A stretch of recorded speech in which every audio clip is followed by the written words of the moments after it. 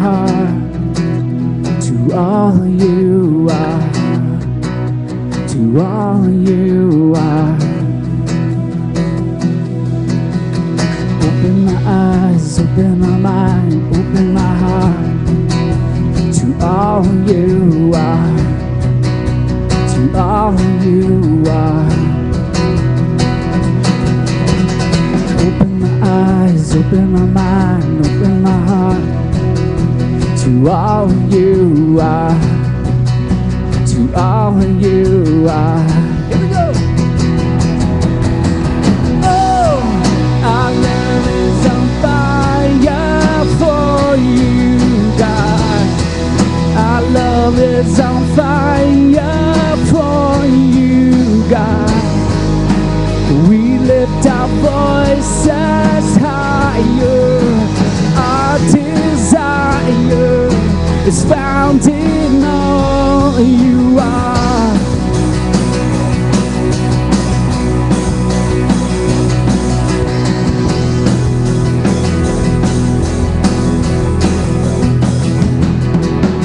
Open our eyes, open our mind, open our heart to all you are, to all you are. Open our eyes, open our mind, open our heart to all you are, to all you are. And oh, our love is on fire for you, God. Our love is on fire for you, God. We lift our voices higher. Our desire is found in all you are.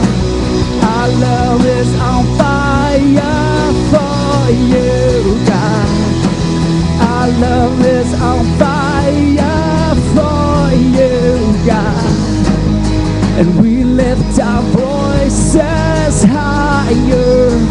Our desire is found in all you are.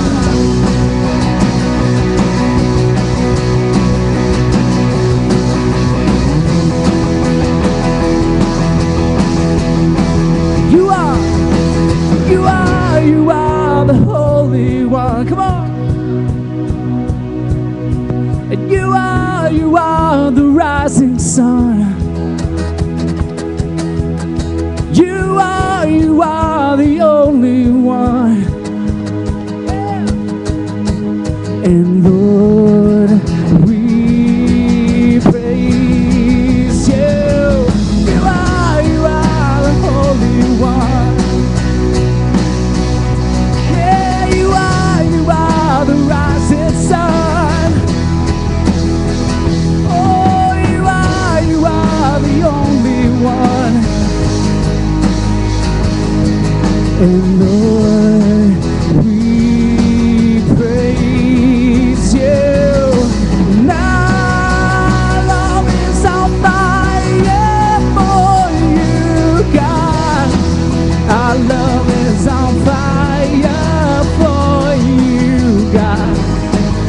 And we lift our voices higher.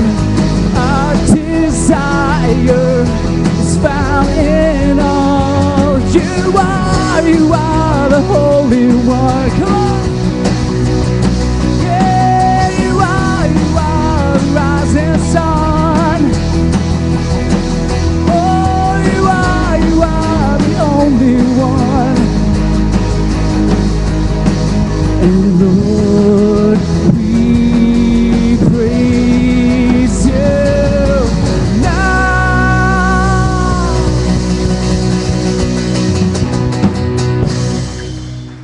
Hey, how y'all doing today?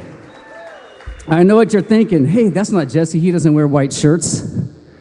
No, my name is Corey. I haven't been here for about a year. But, man, I got the privilege of hanging out with Doug years ago when they were kicking this thing off the ground. And so it's always cool to be able to come back and hang out at my campus. All right? So check this out. I lead worship at our West Campus. You know, we got a West Campus and then Bandera Road.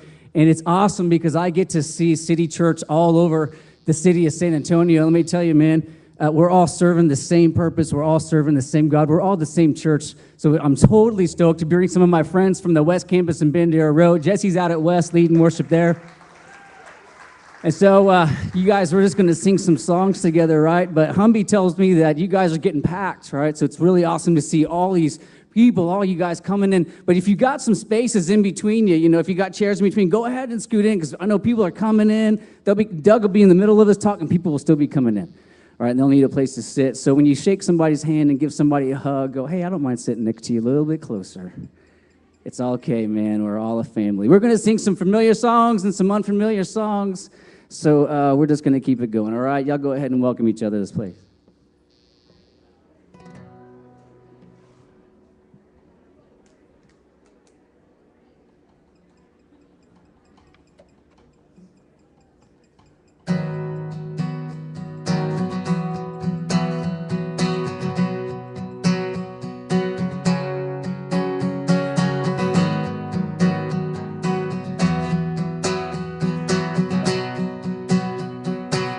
Sing this together. Our God is greater, our God is stronger, God, you are higher than any other. Our God is healer, awesome in power. Our God, our God, our God is greater, our God is stronger, God, you are higher than any other. Our God is healer, awesome in power. Our God, our God.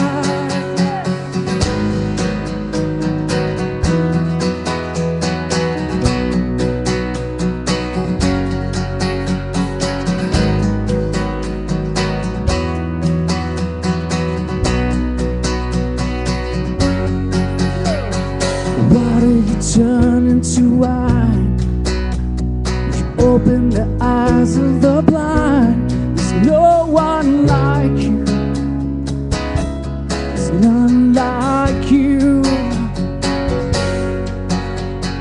Into the darkness you shine, out of the ashes we rise. There's no one like you, there's none like you. And our God is greater, our God is stronger, God, you are higher than any other.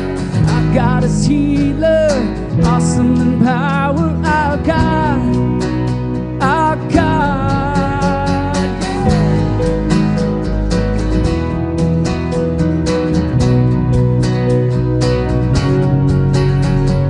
into the darkness you shine, out of the ashes we rise. There's no one like you,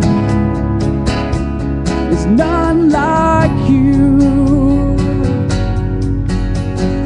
Our God is greater, our God is stronger, God, you are higher than any other.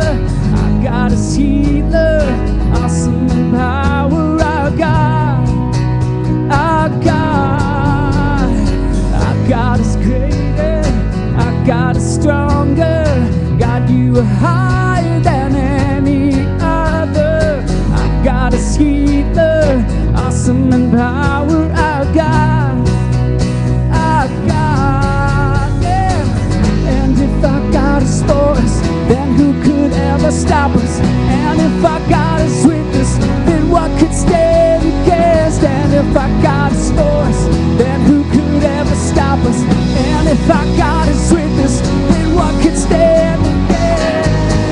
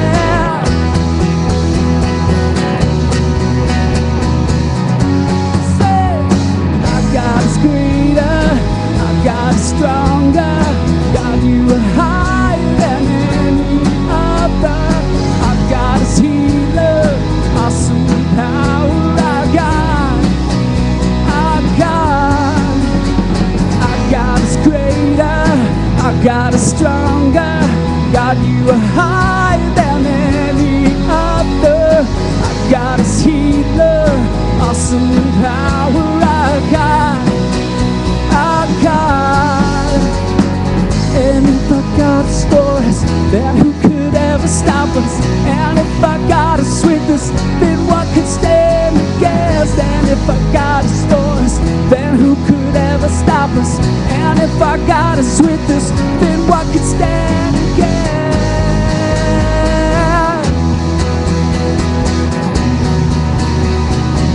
What could stand against?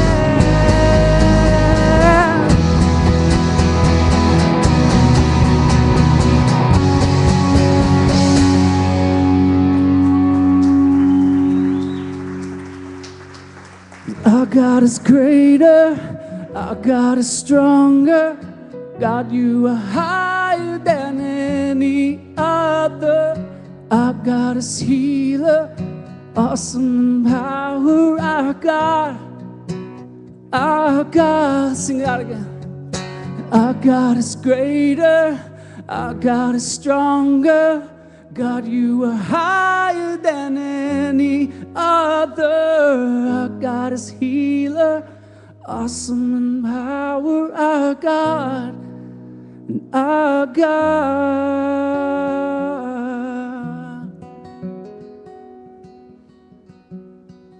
One of my favorite speaking pastors is a guy named Timothy Keller who lives in New York City, and he's had this to say about worship.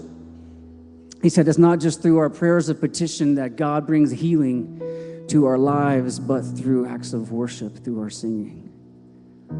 That while we sing, the Spirit of God moves through us, brings light into the dark areas of our lives, washes through our hearts, renews and comforts the stresses that we've all brought in here. And let's be honest, guys, we've all brought in all kinds of stuff to this place, haven't we, today? I know we have. I have too. I've had a crazy morning already.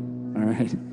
I've had a crazy, crazy week already. And we don't come to this place because we think by coming to church and we walk out the door, all of a sudden we're good, right? That's not how it works. We come to this place because we know that we ain't any good and God is. And we know that God follows us. He came into this place long before we ever did. He knows exactly what's happening. And when God's people, even maybe some of you who walked in for the first time and you're like, well, I don't know if I'm God's people. Well, guess what? One day you're going to be God's people. And this is a place where we come and we seek God. We humble ourselves and we sing and we pray. And we trust that God is the God who he says he is. And so for a moment, we're going to break and we're going to spend some time in prayer, praying for our own lives, praying for our family members and friends, praying for our city. Because that's what we do here. We come and we seek God. And so we're going to open up a space for you to come to the front and kneel down. You can stay right where you're at. You can have a seat if you want to have a seat. It don't make no difference. But when our hearts are before God and we understand that he sees it all, and we can come to that place, that's when the Spirit of God moves through us, right? So let's take a moment.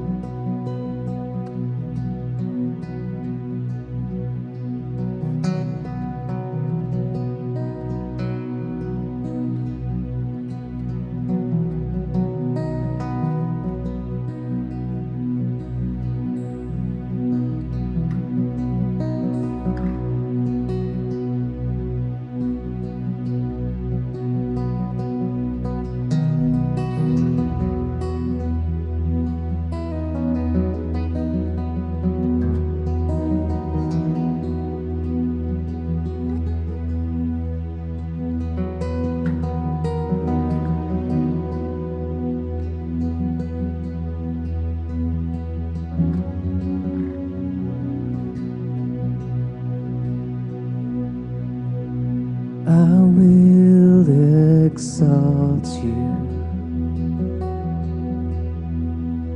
I will exalt you. I will exalt you. And you are my God. I will exalt you. I will exalt you. And I will exalt you. And you are my God.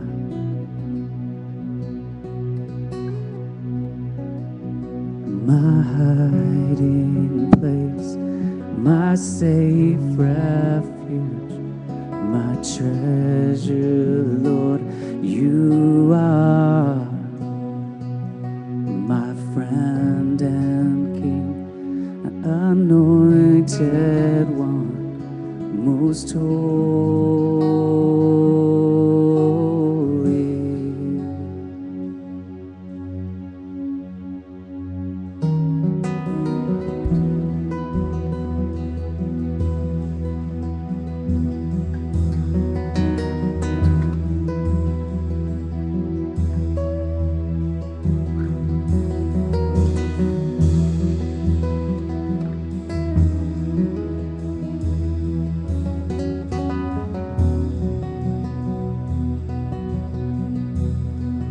Because you're with me, because you're with me, because you're with me, I will not fear. Lord, because you're with me, because you're with me, because you're with me, and I will not fear. Because you're with me, because you're with me, because you're with me, because you're with me, and I will not fear.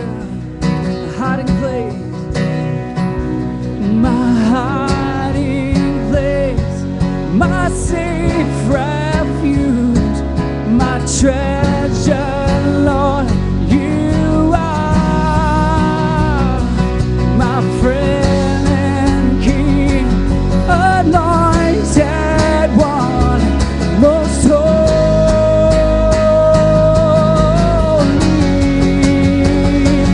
my hiding place, my safe refuge, my treasure, Lord, you are, yeah, my friend and King, anointed one, most holy,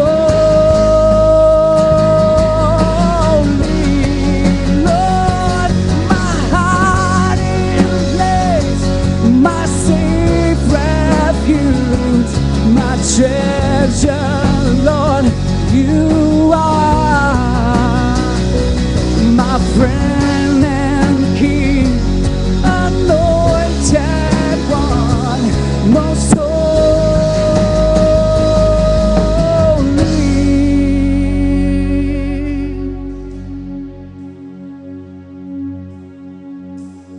I will exalt you.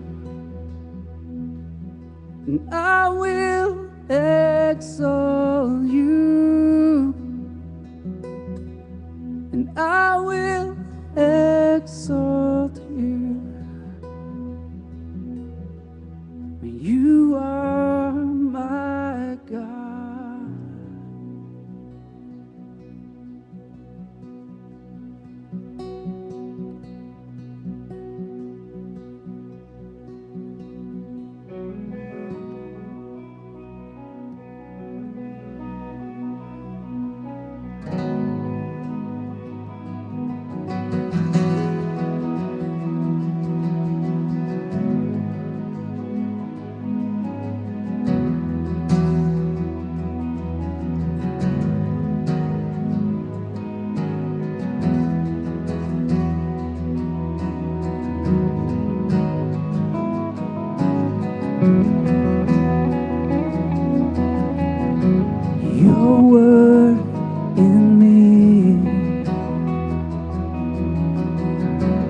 is more than I could hope for.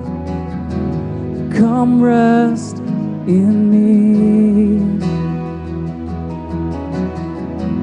Your love I rely on.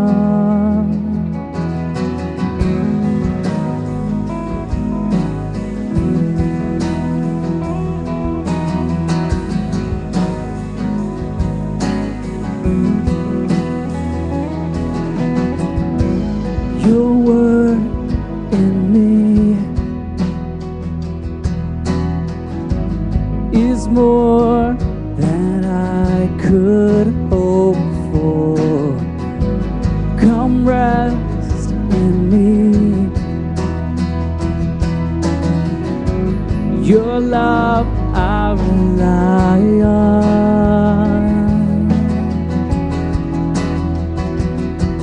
Break the silence, break my heart. Show me again who you are, that I may know you greater still, my God. You are my God.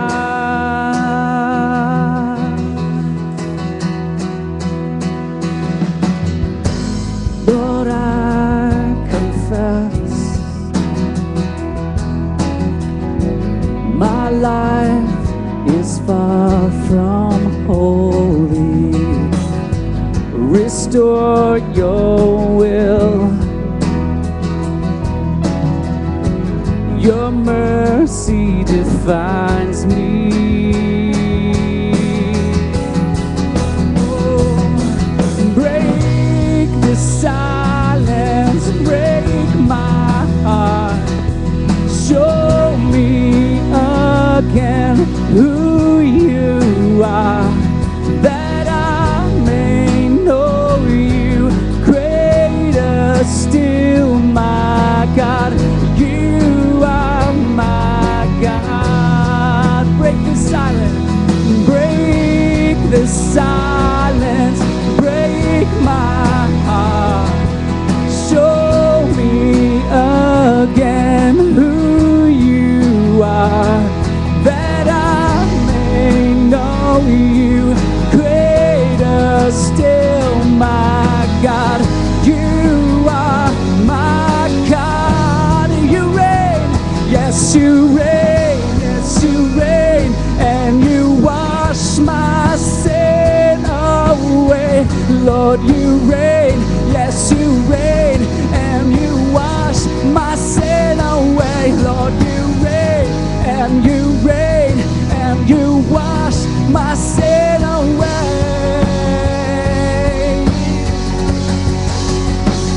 Oh, break this silence, break my heart.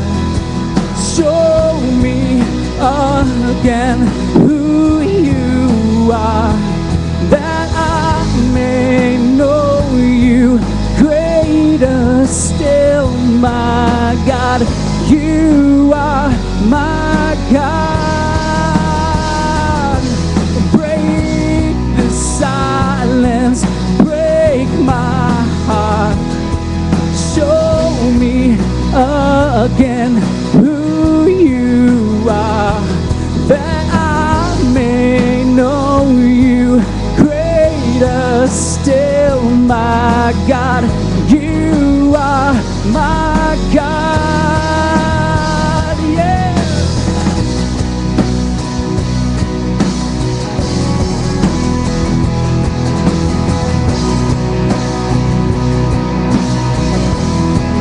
You reign, Lord, you reign, yes you reign, and you wash my sin away. Lord, you reign, yes you reign, and you wash my sin away. Lord, you reign, yes you reign, and you wash my sin away. Lord, you reign, and you reign, and you wash my sins away.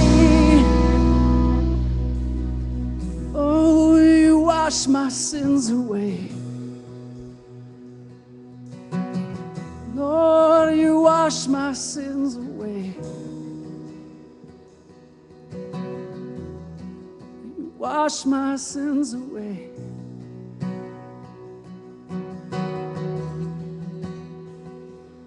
So break this silence, break my heart. Show me again who you are, that I may know you.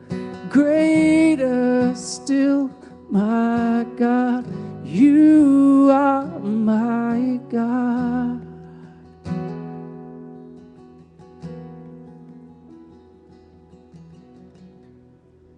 That we would live such lives, God, that would say, there is none but you. That we would live such lives that say, you are God, and there is no other God before us. There's nothing that can take away our pain. There's nothing that can take away our shame. There's nothing that can take away our guilt. There's nothing that can make us feel better. There's nothing that can get us through another day but you and you alone, God.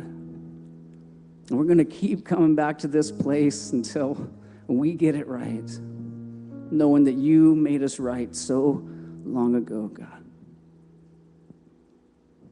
And we don't have to be perfect because you made us perfect. Man, I pray that we can just really, deep within our bones, to the depths of our soul, Lord God, walk out of this place feeling that truth. So we need you. We need you, God. We need you.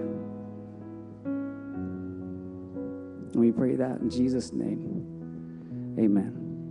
All right, you guys can have a seat.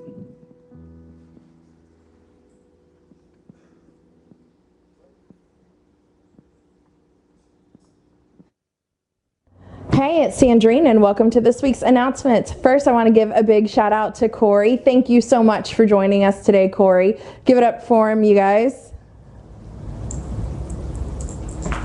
All right, moving on to announcements. Baptisms, it's coming up Sunday, September 15th. You can sign up for baptisms under the black canopy out front after service. Also, if there's someone that you have in mind that you'd like to stand with you during baptisms, please do so. You are more than welcome to do that. We would love to have you have someone to stand with you and support you as you are baptized.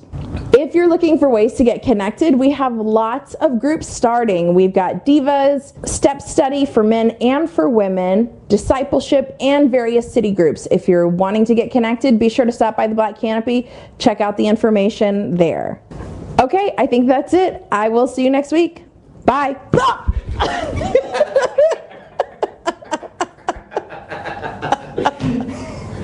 Did you get that?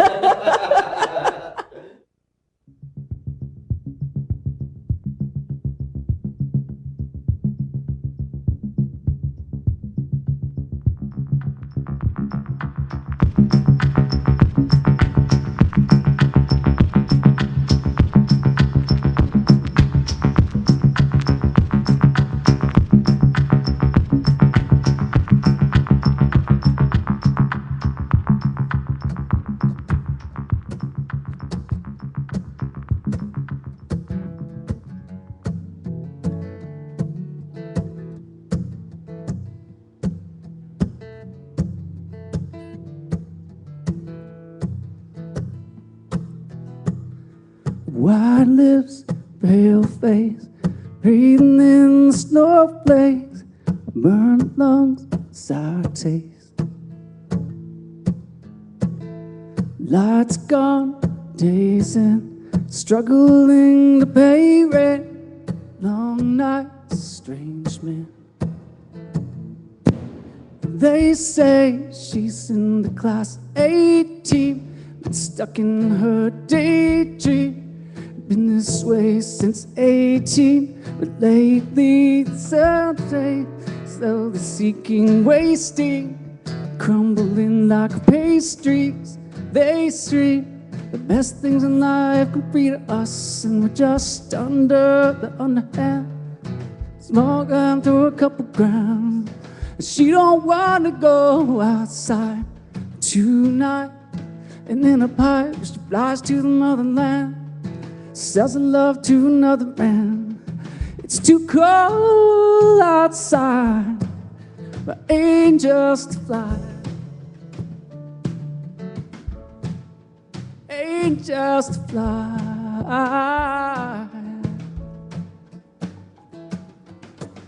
A red blouse, a raincoat, try to swim, stay afloat, dry house, wet clothes. Loose change, being known, weary-eyed, dry throat, call girl, no phone. They say she's in the class of 18, stuck in her daydream. Been there since 18, but lately her face seems slowly sinking, wasting, crumbling like pastries. They scream, the worst things in life come free to us, and we're just under the upper hand. Go mad for a couple grams. She don't wanna go outside tonight. And in a pipe, she flies to the motherland, sells love to another man. It's too cold outside for angels to fly. An angel died, covered in white, closed eye, looking for a better life. This time, fade out tonight, straight out the line.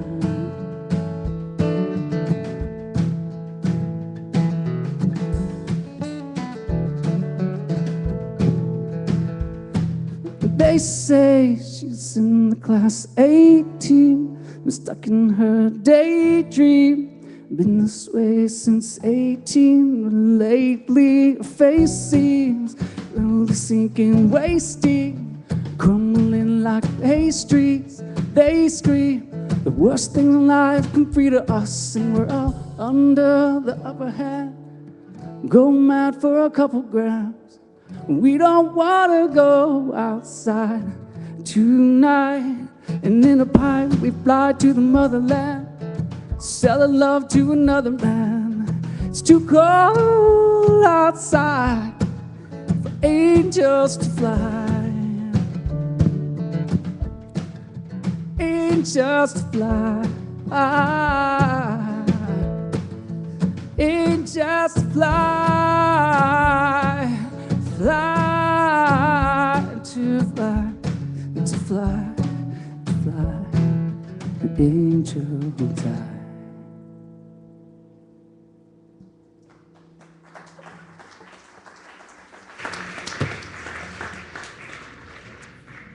Well, how you rowdies today?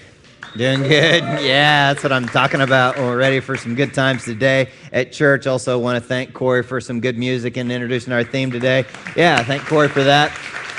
What some of you guys don't know is that Corey was one of the founding pastors at Downtown Campus 5 years ago. So without him grinding it out as we were starting up 5 years ago, we wouldn't be here today. So I thank God for you, Corey, and what you mean to this campus and our whole church. And if you've been around with us for the past couple of weeks, we've been in this series called Red, and we've been looking through the Bible, because if you look at the Bible closely, you'll see this same theme throughout the Bible, all the way from Genesis, all the way to Revelation, about the red thread of redemption. The theme of the Bible is God's reaching out to humankind to redeem us. And if, in case redemption is not a regular word in your vocabulary, I want to show you a definition of what it means to be redeemed. It means simply to be the act of being delivered from sin or saving from evil, purchasing back something that was previously sold. And so in light of that, over the past couple of weeks, I want to review what we talked about last week and the week before. 2 weeks ago, we started our series by looking at the Passover story,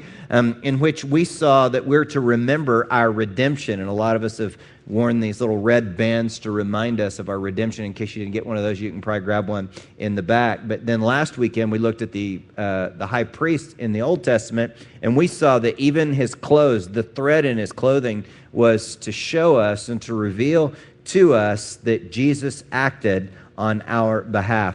And so today, we're going to look at the story of a girl.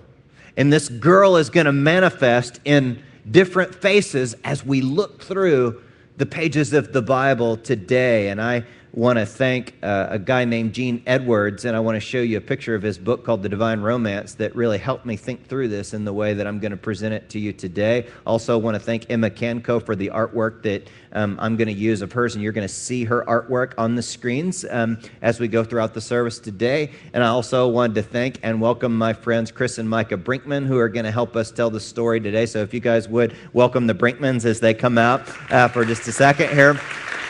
And we're going to start our story today as we go all the way from Genesis to Revelation through the Bible in just a few minutes together today. We're going to start back in Genesis when God created the man Adam. So he's going to be Adam for us today. So God created this man. He put him in a perfect garden. So in this perfect garden, there was perfect fruit to eat, right? Can you imagine bananas like that don't have bruises on them and all of that, right? You can eat the perfect fruit in this garden. And then God put all these animals in the garden, and he allowed Adam to name the animals. Wouldn't that be cool if you went into this perfect environment? We've never lived in a perfect environment, so we don't really know what it's like. And to live around all these animals, it's like living in the midst of a zoo, and you get to name the animals. So it's like, that's going to be an aardvark, and that's going to be a ring-tailed lemur. That would be my favorite one, you know?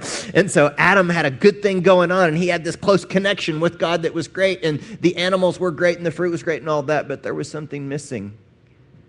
He wanted a partner, someone like him, but kind of not like him, you know? And so what happened was that God did a little operation on the side of man, and he reached into his rib, and he formed and fashioned his partner, Eve. And so there's Eve, and so Adam looks at his partner for the first time, and she's beautiful. She's pretty, you did okay for yourself there, Adam, right? And he describes her with this Hebrew word, Isha. So go ahead and say Isha. Isha. Woo, that's what I'm talking about, man. So check this out, man. Can you imagine that you've never seen a woman before, and then you see your wife? Wives are going, you bet, buddy. You better say Isha, right? Right? Because you look at her and her perfection. Those of you who are not married, you think about the woman that God has created for you. And so men all together, when I point to you, I want us to say together, when we see the perfect one for us, I want you to say that word Isha. Can you do that with me, men? Come on, man. Can we do that, right? Ready? Isha, right? And that's what Adam felt. His heart just leaped inside his chest because he saw the perfect partner for him. And they had a great thing going on in the perfect environment. They were close-knit together, and they had this perfect relationship with God until in comes the serpent, right? And so, ladies, if you ever see a snake that talks, you know you need to get out of there, right? And so this snake starts talking to her, and it starts feeding these lies into her mind and getting her to question the good God that had created her. And then the serpent tempts her with the fruit, the only fruit in the garden that they're not to eat. And the serpent influences her to eat of the fruit, and she in turn influences her husband. And so the two of them together eat of the fruit that they were not to eat. And when they sinned in this way, now there is a separation between the humans and God because they've disobeyed his law for the first time, and they exit because they're no longer in the direct presence of God, and guilt and shame are introduced for the first time, and God is angry. Can you imagine the anger that God felt? It's like the serpent has ruined everything and separated him from the people that he loves so much, that he created and made beautiful and perfect. And now he says to the serpent, you'll slither on the ground, and now a seed from the woman is going to come someday, and you may bruise his heel, but he will crush your head because of what you've done here, serpent. And we see in Genesis chapter 3, verse 21, look at it with me on the screens. And the Lord God made clothing from animal skins for Adam and his wife. Something lost its life, an animal, so that these two could cover their shame. Because prior to this time, they walked naked in the garden, and it wasn't awkward and it wasn't weird, you know? We didn't have our actors do that today because we're a family show, right? But we laugh because we're not used to being able to walk in that type of openness, are we? Because we live in this fallen world now, affected by sin. But who is this girl, Eve, who was redeemed by animals losing their lives to create clothes? Yes, it is Eve, but who else does she represent? Well, Adam and Eve would have some children, and those children would populate the earth, and one of the nations that was created from Adam and Eve would be the nation of Israel. And you know, Israel's significant to the Bible in case you're new to church and the Bible. And sometimes this nation of Israel is called a she, a her, a girl, right? So who is this nation? Who is this girl? Israel. Yes, it is a nation of people, but it's someone else. And we'll see that someone else later on. But sometimes they would practice false religions and rebel from the God who had created them. And from one of those nations would come the first face of the girl that we're going to see today. And her name was Rahab. Rahab was a prostitute in the city of Jericho. And she was a woman who chose prostitution probably for who knows what kinds of reasons. Perhaps she had a wound when she was younger, and now this is her way of feeling love. I do not know, but I do know this, that one day 2 spies from Israel, the nation Israel, Jewish spies, came to her, and they were scouting out Jericho because they would plan an invasion to come into Jericho. And so they come to the home of this prostitute, and they're kind of hiding out there as they're gathering their intel. And the king of Jericho wanted to find these spies. He had heard that they were nearby, and so he was trying to find them, and she hides them in her apartment. And then she sends them out, right? She's not a woman who is used to being faithful to anyone, even her king. And she sends these spies out, and she sends the king's men who would try and catch these Israeli spies on a wild goose chase, you know? But before she did, they made a deal together because, you know, Rahab is used to working out deals and exchanges. You know what I mean? And they made what they're going to call the red rope deal. And the way this red rope deal works is that the Israeli spies said, when we come back here to invade this place, if you will put a red rope above your apartment door, when we invade, we won't destroy your apartment and whoever's in it. And sure enough, they were true to their word. They came back with the whole Israeli army, and they leveled Jericho. And the only person to survive was Rahab, because she acknowledged that the God of Israel is the only true God, and she put the red rope above her door, the red thread of redemption there. I like what one pastor, James Meeks, said, that the Israeli spies saved her life once, but she saved theirs twice, because she would be in the family line of Jesus and mentioned in the heroes of the faith in the New Testament book of Hebrews. But I want to take you to James chapter 2, verse 25, where it says, Rahab the prostitute is another example. She was shown to be right with God by her actions when she hid those messengers and sent them safely away by a different road. So who is this girl redeemed by a red rope? Yes, she is Rahab. But who else does she represent? She's not unlike another woman that we're going to see as we scroll through the Old Testament of the Bible. The next woman that I want to show you, her name is Gomer. Now, I get that Gomer is kind of an unfortunate name for a woman, right? If you're a woman, you don't want to be named Gomer, you know, like that old sitcom of the goofy guy. But Gomer was a prostitute for a living as well. And there was this preacher, this prophet named Hosea. And God comes to Hosea one day and says, I want you to marry Gomer. And he's like, what the heck, dude? Okay, I can imagine as a pastor, a preacher, a prophet, you're arguing with God. You want me to marry who? Everybody in town knows who Gomer is. You want me to marry her? What's everybody at church going to think? The pastor's married to a prostitute. What the heck? Okay. But he obeys God. And he marries Gomer. And as you can imagine, she's not faithful to Gomer, or rather to Hosea. She cheats. And some of you know what that feels like, right? You know the pain of that betrayal, and that's exactly what Hosea had to feel. But even though his wife was unfaithful, they did have some kids together. And the names of their kids I thought were kind of interesting. Lo Ruhamah, which is their daughter's name, means not loved. And El Ami is their son's name, means not my people.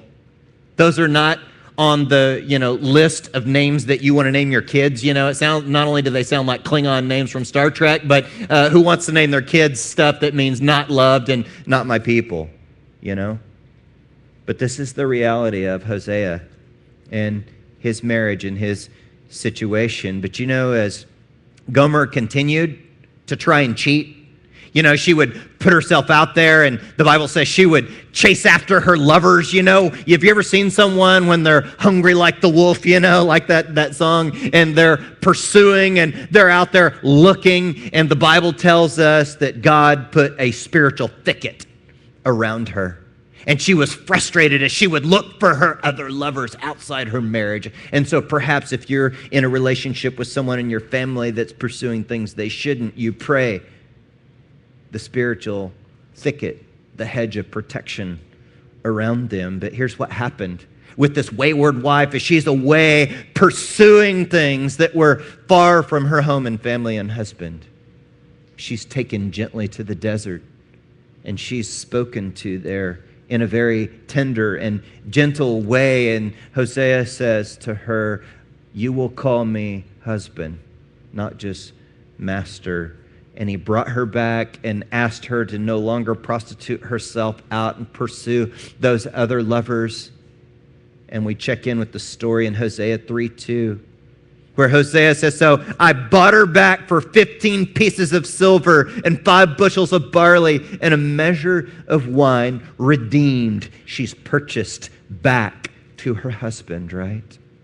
And then look at Hosea 2:23. "I will plant her for myself in the land. I will show my love to the one called not my loved one." Remember those children's names? Now they're going to come back, and I will say to those people, "Not my people, you are my people." And they will say, "You are my God." This reveals that God doesn't just want our allegiance as slaves. He wants our hearts. Because look at this next verse in his heart for us in Hosea 11:8. "Oh, how can I give you up, Israel? How can I let you go? How can I destroy you like Admah and demolish you like Zeboim?" And look at God's heart. "My heart is torn within me, and my compassion overflows." This is God's furious love and passion for you and for me. So who is this prostitute? Who is this beautiful girl who was redeemed by a loving husband who would buy her back? Yes, she does symbolize the nation of Israel, but who else does this girl represent in our story today? So I want you to, in your mind, just fast forward with me to the New Testament just for a minute and click the page of the browser of the story of Mary Magdalene. Mary Magdalene was also a prostitute, just like Gomer and just like Rahab. And one day, Jesus is on his way to a dinner party, right? Because Jesus was a very social guy, and he loved a good party, right? And he was on his way to a dinner party of a rich religious guy. And when he's on his way, he comes across on the road this woman like manifesting demons. I imagine that's not something that all of us see on a regular basis, right? But he sees this girl, and she starts to contort, and she starts to manifest these demons and speak in a dark, ugly kind of voice. The demons are manifesting through her. Now, some of us are wondering, how did those demons get in there? I do not know, but I can speculate that perhaps when Mary was younger, she realized that she was hot, and she liked the control that she could have over men by using her body. And over time, as she would use her body in this way, the demons would come and infest her soul.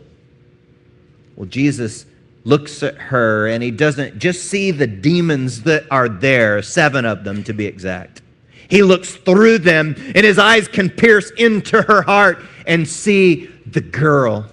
the girl that he loves. And he looks at those demons with fire in his eyes and he says, you leave her. You leave my girl. And they exit, and her body is contorting as they leave. But she feels peace now because they're gone, and she falls limp to the ground, and she's laying there at rest, at peace for the first time in her life. Can you imagine the freedom and peace that she felt when these demons who were just eating away at her inner soul are now gone? And she experiences inner healing and shalom kind of peace on the inside. Well, she's laying there taking a nap, and Jesus has got a dinner party to go to, right? So he's like, hey, you stay there and chill, okay? And I'm going to go on to my party. And so he gets to Simon's house, right? Because Jesus is a partying kind of guy, you know? And he gets there, and he's escorted in. He's like an honored guest there at Simon's house. And he goes in, walks through a garden, and there's music and laughter and food and drink, and everybody's having a good time. And you know the noise of a party, you know, when everybody's having a good time, you feel a buzz there, and all of a sudden the buzz just stops, and there's silence because there's someone new who crashes the party. As it turns out, the girl, after she finishes her nap, feeling peace for the first time, she gets up, she crashes the party, shows up at the front door, and everybody's talking, you know, it's like, what the heck, okay, we got a prostitute at the door, okay, Simon, red alert, you got a hooker at your party, and Simon's freaking out. What is everybody going to think, right? What's my wife going to think? I don't know you, okay? And she comes walking in, crashing the party, grabs something to, hanging out, and then all of a sudden, the garden where Jesus is, in the inner part of Simon's plush home, starts to smell. This beautiful smell. What was the smell? You know what she did, Mary Magdalene? She took her life's possession. It was this perfume. And it was so expensive and so valuable, it was like her 401k. And she broke it open right there at the party. And that wonderful scent just filled the space. You know what she did with it? It was like, can you imagine taking all your money out of the bank? That's what she did. And she took it and she poured it on the feet of Jesus. And not just her perfume, but she poured out her tears that came straight from her heart because she was so grateful that finally she's experiencing peace. And the one who gave it to her, she says, I don't care, all my possessions are his because he's the one that gave me peace. And she poured it out, and not only did she pour out her tears and perfume, but she took her hair. Ladies, some of you spent a lot of time on your hair today to look like you look right now. And her hair was her glory. And she wiped his feet with her hair. That's worship, is it not? To love the Lord your God with all your heart, with all your soul, with all your mind. So who is this girl? Who is she? Yeah, she's Mary, but she's someone else too. And you know, after this happened, the snake would come back, the spiritual snake. And he's angry because Jesus is not only setting this woman free, but he's like healing people. He even raised some people from the dead. I mean, Jesus was doing all these miracles and taking people away from the kingdom of the snake. So the snake is now angry. And he turns the hearts of the people against Jesus to have him killed. Meanwhile, in heaven, in the heavenly realms that you and I cannot see with our physical eyes, there are these angels, like legions of them, thousands and thousands of angels. They're ready. If Jesus just says the word now, come, strike, protect me, they would have converged on the Roman army and all the people in the area to protect Jesus. But Jesus held them off and allowed himself to go to the cross and be slaughtered and killed. And he's beaten and bloodied and killed, and then they ram a spear through his side. Now remember, we've seen this before. Back in the first garden, when the first Adam was going to get the perfect spiritual partner, there's an operation on his side. And so now, as the Son of God wants a perfect partner, the bride of Christ, he's pierced in his side. So it's a beautiful thing there that happened in the midst of pain and misery. So he was placed in a tomb in the garden. And the garden is another parallel with what we saw in Genesis, because Adam and Eve were in a perfect garden when Adam was put to sleep, laid down on the ground. And so Jesus would be laid in a tomb in a garden and sleep for 3 days. But he would rise again from the dead. And guess who would be the first one to see him when he would rise up? Would it be maybe his mom or his dad? Or I could picture it being like Peter, because Peter was like a big deal, right? Or maybe it's John, because John would be the disciple that Jesus loved, or maybe one of the other apostles. No, it's the girl. It's the girl who had 7 demons, the girl who had been a prostitute, and she would be the first one now to see the risen Lord. And as she came to that garden, the tomb where Jesus' body was supposed to be, she thought, where's his body? I mean, wasn't it bad enough that they would kill him in this barbarous way, but now they've taken his body somewhere, it's gone. And she would have no reason to really want to continue worshiping him because he was dead and gone, but she thought to herself, whether he's dead or alive, he's my Lord, and he's the one that gave me peace.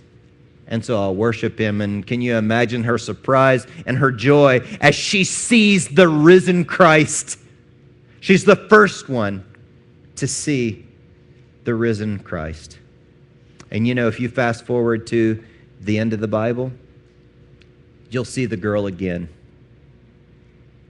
You'll see the girl again at a wedding. Now check this out. I sometimes do weddings. And young ladies, you dream about your weddings your whole life, don't you? Weddings are special occasions. And if you think through the most beautiful weddings you've ever attended, those are nothing compared to the wedding that we're going to experience someday in heaven at what's called the wedding feast of the Lamb, right? It's going to make the wedding of Prince Charles and Diana look like a justice of the peace thing, right? I mean, you're going to see all the angels of heaven there, and all the saints of old, and all who will enter into the kingdom of God. And as you see this bride here, you will be seen perfect in his eyes because of what Jesus has done for us on the cross. So that is the answer to the question, who is the girl in the whole journey of the conversation that we've had today from Genesis? Now we're in Revelation. We've seen the girl manifest in different ways, whether it's Gomer or Rahab or Mary Magdalene. But you know who else that girl is? Look at me right here. That girl is you. And she is me. For all who believe that Jesus died on the cross, all the stain of your sin is washed away. And this is what he sees. Listen, here's the couple of lessons that we've got to get from this.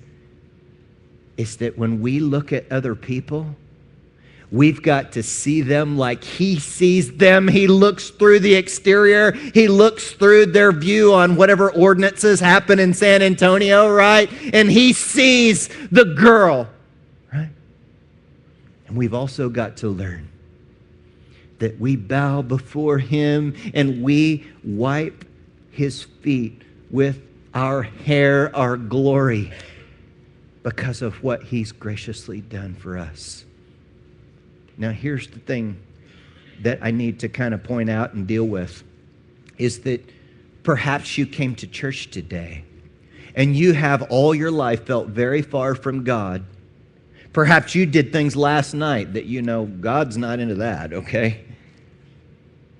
but for some reason, something's going on within your heart right now, and you feel unusually drawn to God like you never have in your life.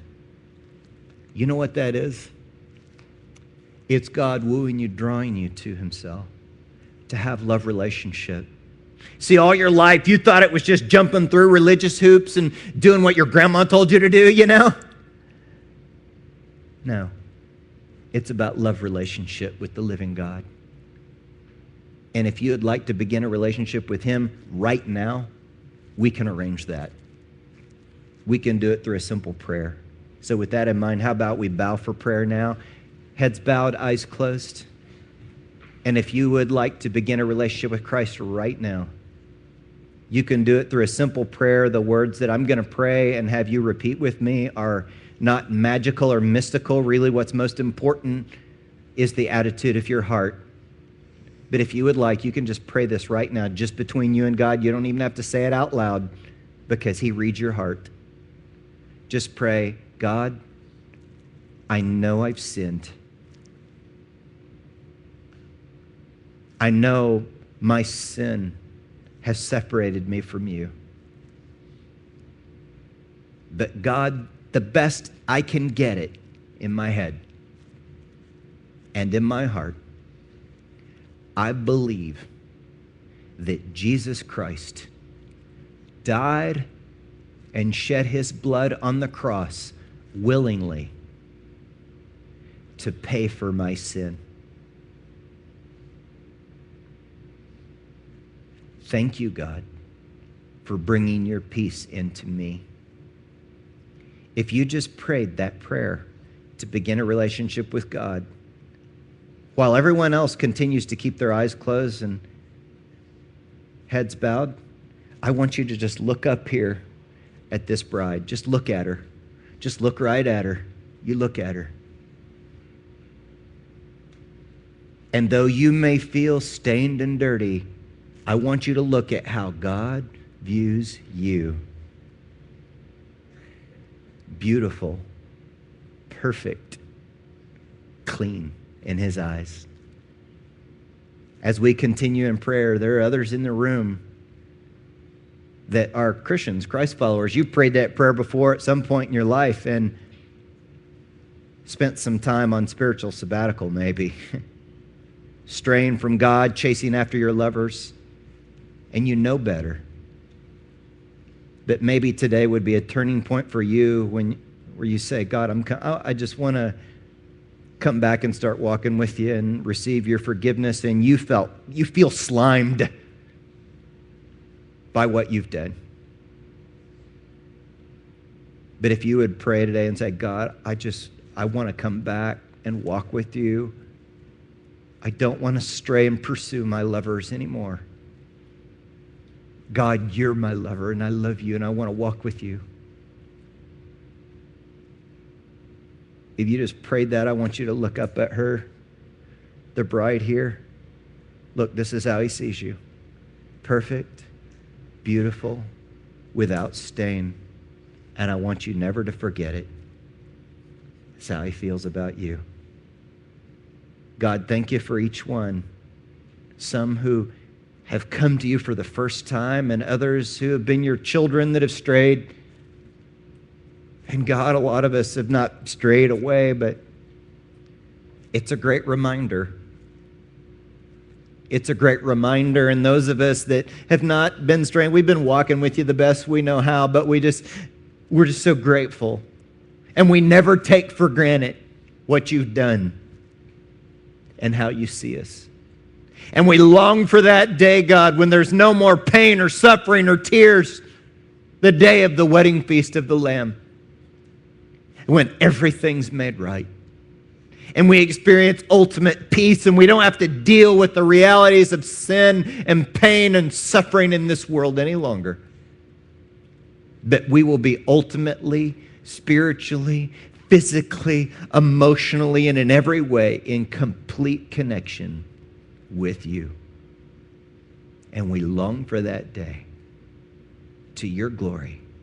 And we pray these things in the name of the Father and of the Son and the Holy Spirit. Amen. Amen. Amen.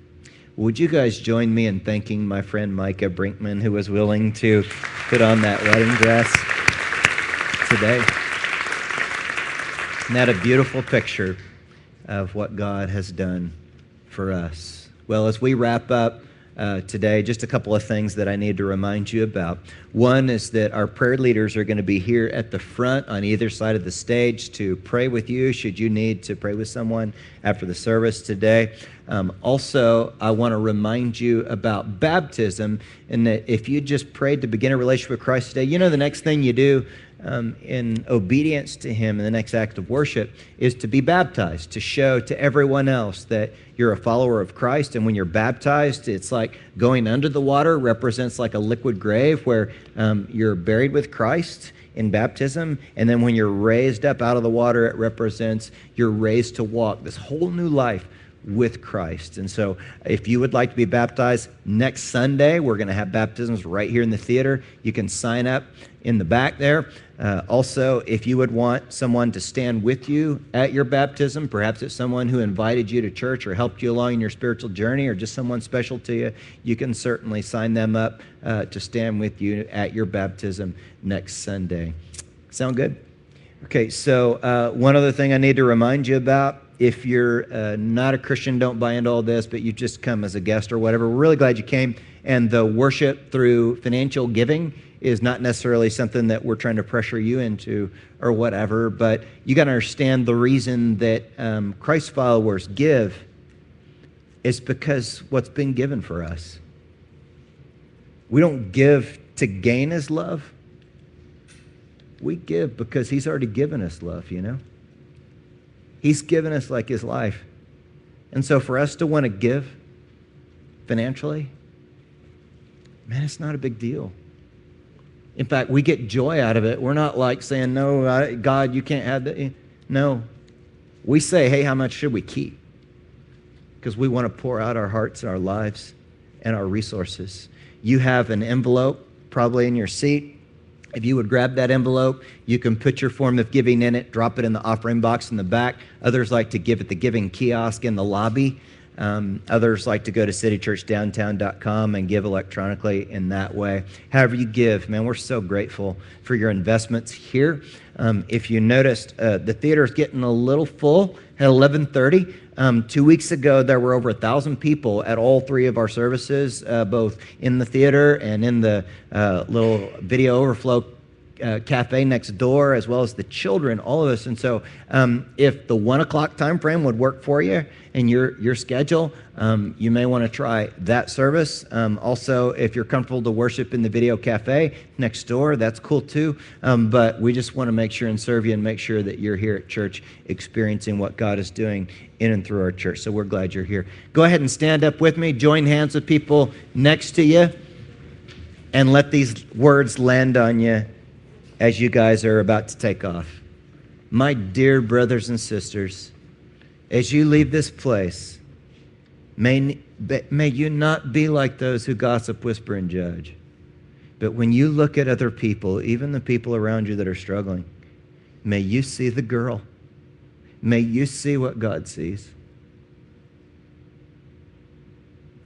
And some of you, as you leave this place, and you go home and you look in the mirror, I want you to see in the mirror who God sees too.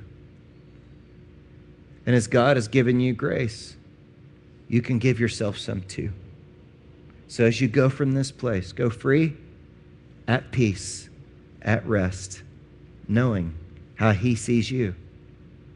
And may you extend His kindness to others in your spheres of influence who are the girl that just hadn't met Him yet. You guys have a great Sunday, and we'll see you next time. Go in peace.